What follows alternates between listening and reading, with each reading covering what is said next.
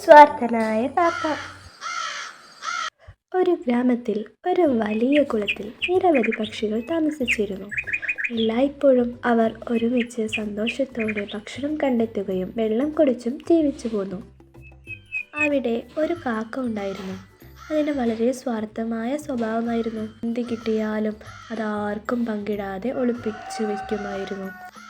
ഒരു വേനലിൽ കുളമെല്ലാം വറ്റിപ്പോയി. പക്ഷികളെല്ലാം ദാഹിച്ചു വലയുകയും ചെയ്തു. എന്നാൽ ആ കാക്ക മുൻകൂട്ടി ശേഖരിച്ച വെള്ളം ചെറിയൊരു പാത്രത്തിൽ ഒളിപ്പിച്ചു വെച്ചിരുന്നു. ഇത് എൻ്റെ മാത്രം സ്വത്ത്, ആരും ഇതിൽ നിന്നും കുടിക്കില്ല.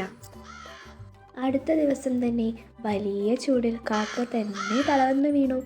ആരും സഹായിച്ചില്ല. പക്ഷേ ചെറിയൊരു കുരുവി ഇതെല്ലാം കാണുന്നുണ്ടായിരുന്നു. അവൾ തൻ്റെ കരുണ കൊണ്ട് ആ കാക്കയ്ക്ക് വെള്ളം കൊടുക്കുകയും ചെയ്തു. അപ്പോഴാണ് കാക്കയ്ക്ക് മനസ്സിലായത്, സ്വാർത്ഥത ഒരാളെ ഒറ്റപ്പെടുത്തുക മാത്രമാണ് ചെയ്യുക എന്നും പങ്കുവയ്ക്കുന്നവർക്ക് മാത്രമാണ് യഥാർത്ഥ സുഹൃത്തുക്കൾ ഉണ്ടാവുകയുള്ളൂ എന്നും. Hope you enjoyed the video. Don't forget to like, share, and subscribe for more videos.